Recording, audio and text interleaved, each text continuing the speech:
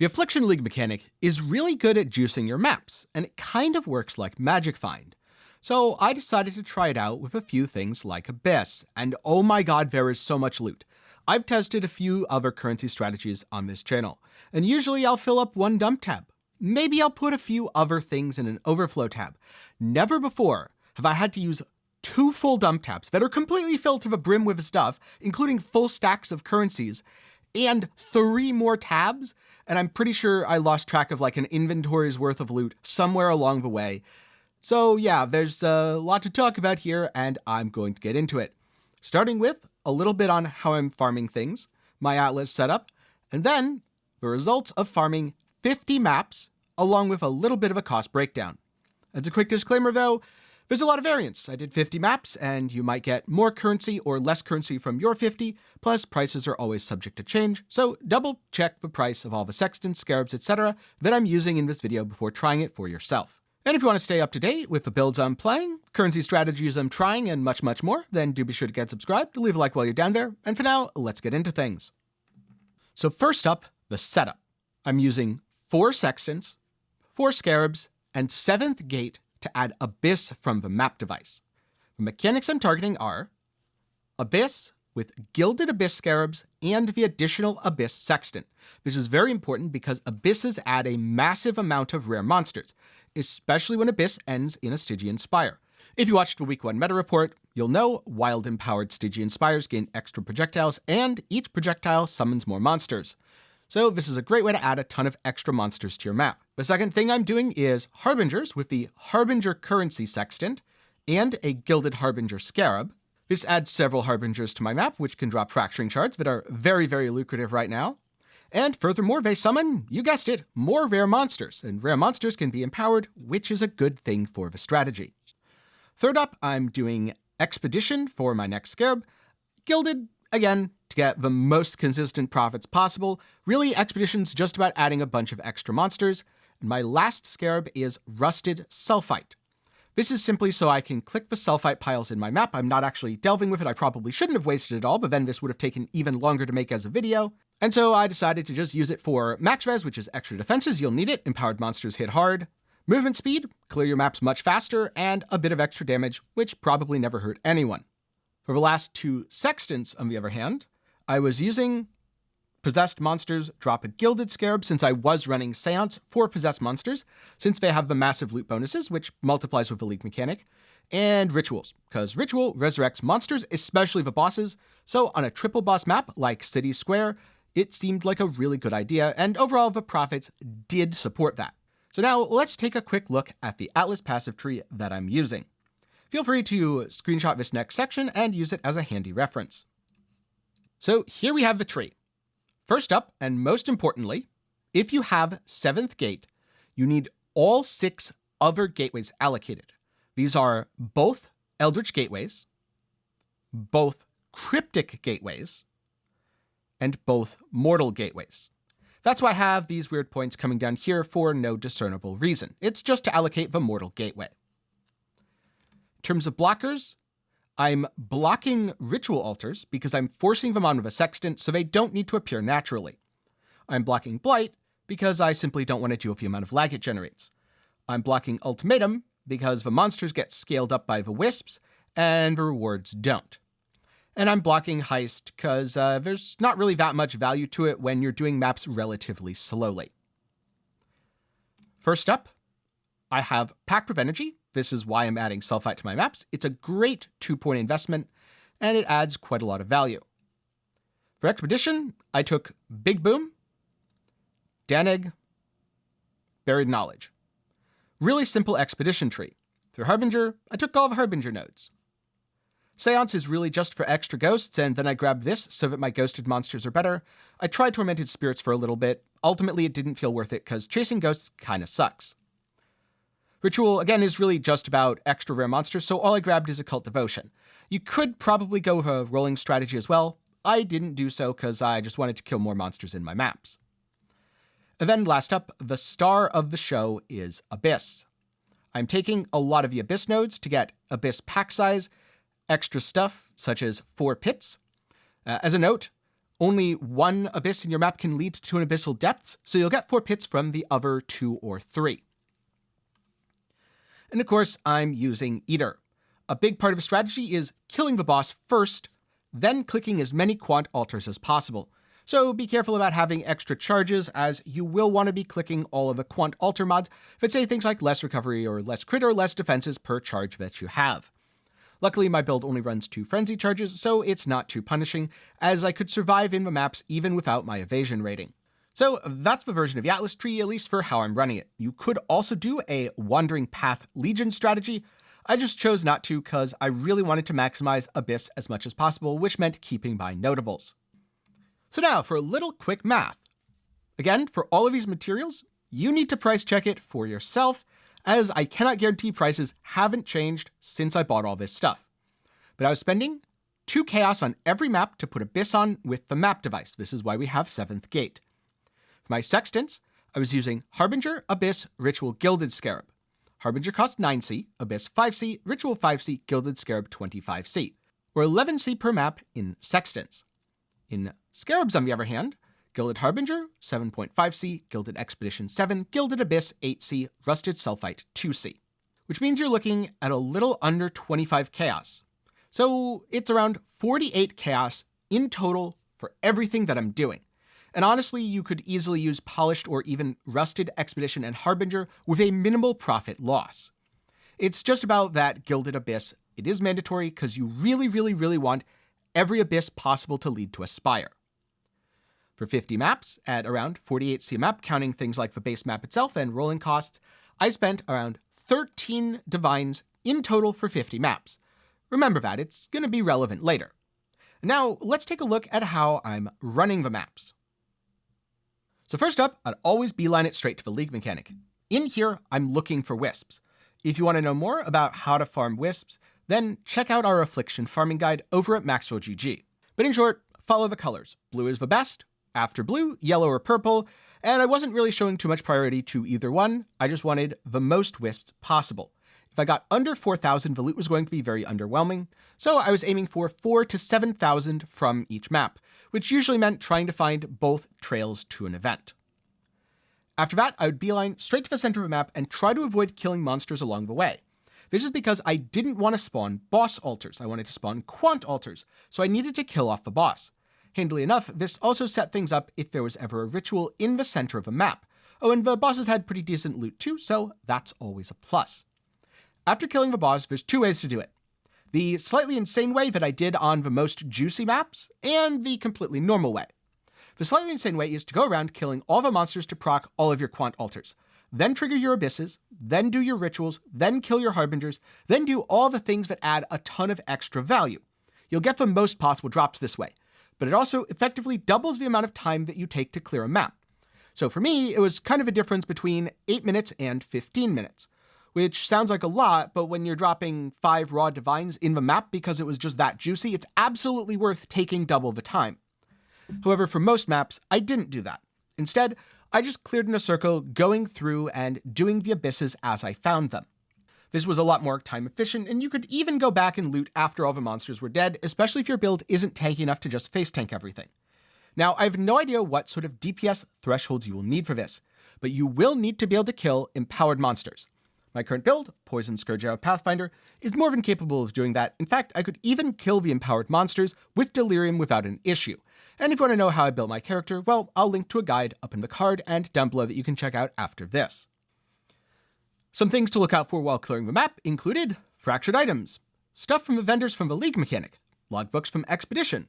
Of course, if you happen to drop it, Valo's puzzle box. This came up pretty commonly whenever I had a lot of juice. Voidborn reliquary keys, forbidden tomes, and fractured items. Yes, you should definitely check and identify fractured items, because on the one hand, a lot of them are junk. On the other hand, here's an example of a 12 divine quiver that I got as a fractured drop. So sometimes it is 100% worth it to check for fractured stuff, identify it, and take a look. In general, you want evasion bases, bows, quivers, the sort of things that are in very high demand. And you don't have to worry about that random armor ES pair of boots, because most people aren't wearing armor ES boots, therefore it's a lot less desirable. Though if you want to check it, I mean, it could actually be profitable depending on how long it's taking you to clear each map.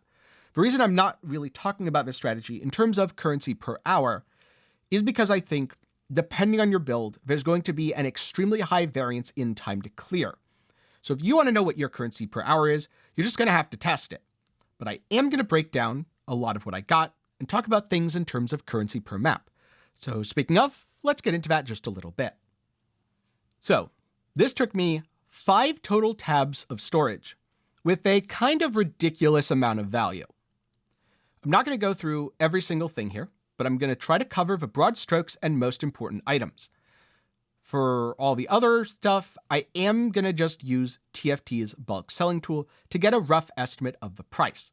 Furthermore, for certain things, I'm going with bulk pricing metrics because I'm going to be honest, when you have almost 200 Stygian Vises, you are not checking and selling those individually. You're putting them all up for a bulk price, or you're doing the crazy thing, which is investing most of this money and crafting on them on a live stream. Or maybe that's just me. By the way, get subscribed if you want to see that. So first up, I have my sale tab. This is where I put the bigger individual items or things that need to be sold separately. And you can see I have about 400 Chaos and 14 Divines. This was from selling fractured items as I went. Things like the quiver that I mentioned earlier, which sold for 12 Divines. I also have a couple of extra maps, no Cortexes sadly, a perfect hulking miscreation, which is about 85 Chaos, a bunch of forbidden tomes, which is about 1.5 Divines, screaming invitations, again, about 1.5 Divines, Voidborn reliquary keys, a little under 1 Divine each, so about 2 total. We've got an Einhar's Memory of Harvest Beasts, which last I checked was about 4 Divines. We've got some Fracturing Orbs here. One Fracturing Orb is around 13 Divines. This is 1.05, so let's just say about 13. Some Expedition Logbooks. There's a good number here. Total of 5, 10, 15, 16. And I estimated this to be about 720 Chaos after adding up all the different types. And last up, while I have it here, and I don't quite know how much it's going to sell for, I have this very nice Eyes of a Great Wolf that I estimate is worth between 15 and 40 Divines. I actually got this on one of my last maps, so I have it up for 35 and I'm going to lower the price. I'm not counting this in the total that you will see. So everything else will be tallied together. This is going to be tracked separately. And the last very important thing is Vivaldo's puzzle boxes, which are worth quite a lot. These 8 are about 2,640 Chaos by my estimate, and probably still rising. So if anything, I've gained money over my farming period because they've gone up and I've been collecting them. So everything in this tab, not counting the Eyes of a Great Wolf, is about 57 Divines total. Next, we have this dump tab, which has 21 Divines in the raw, easily price-checked currency. You can see there's just 7 Divine Orbs sitting there. There's a bunch of Chaos. That's about 200 Chaos on top of the 21 Divines, because TFT's bulk tool doesn't actually price-check Chaos Orbs. Should be noted, the main value here is Scarabs. If I turn on the Scarab filtering, Gilded Torment, lots of those. Gilded Ambush, Gilded Reliquary, Gilded Blight. These Scarab conversion Arch Nemesis style loot explosions are absolutely insane with this strategy. Then I've got a bunch of maps. I'm estimating that's about 395C, 158 Stygian Vises. I have a lot more Vises from just other testing and stuff. So yeah, I estimated the Stygian Vises at 790C, which is the bulk price for 5C each. So this entire tab has around 29 Divines in total. Then we have Dump 2, where I put even more of the currency type items. The bulk pricing here is around 79 Divines, and we've got quite a few Chaos. 100, 200, 300, 400, 500, 600, 700, 800, and 40C. So we're looking at around 84 Divines in total in this tab. Remember, a lot of that value is in the Scarabs. Oh, and there's like 15 raw Divines sitting in here. Or is it 25? I'm not sure. I lost track. I think it's 15 though. There were some maps where I got multiple raw Divine drops, so it was pretty cool to see all of those. Kind of felt like I was MFing even though I wasn't. I'm pretty sure I more or less sustained Gilded Abyss Scarabs, which is cool if you want to keep doing it. You don't need to buy Scarabs, you just get them as drops. I mean, here's another... Oh, those are... Never mind. I thought those were a different type of Scarab because they're both blue and gold. See, I was thinking of Harbinger Scarabs, which I can't find in the tab. Oh, there they are. Yeah, they look kind of similar. Also, quite a few winged scarabs between the two tabs, which is really fun. Seeing multiple winged scarabs on your screen, very, very, very fun. And then the last two tabs were all maps. Lots of city squares and lots of other random stuff. I estimated that this is about another 9 divines, which at this point almost feels like pocket change or an afterthought.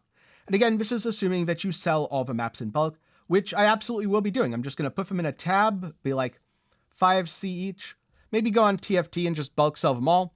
Either way, it shouldn't be hard to move them since I'm not worried about individual pricing or min-maxing. Just get rid of them. Don't need them. I have way too many. So if we don't count the Eyes of a Great Wolf, we're looking at around 180 divines from 50 maps. If we count the Eyes of a Great Wolf at, let's just say 20 divines, then we get a nice, even, beautiful 200 divines from 50 maps, or an average of 4 divines per map. Hence what I put in the thumbnail. Of course, this is return, not profit. We need to subtract the 13 divines that we paid. However, we're still looking at a massive return on investment here, of about 15 times the money we put in. The thing that's important to remember, though, is you're also putting in a lot of time in addition to the money. Remember, I said the maps took me between 8 and 15 minutes each. So let's just do some very quick estimates. I'm not going to count the time to sell because honestly, as you're dropping the stuff, you should just be selling it. I did that a little bit, but for the most part, I didn't do that because, well, I needed to record it for the video. It's far more efficient to sell things like the fractured items, the Voidborn reliquary keys, all that stuff as you're going.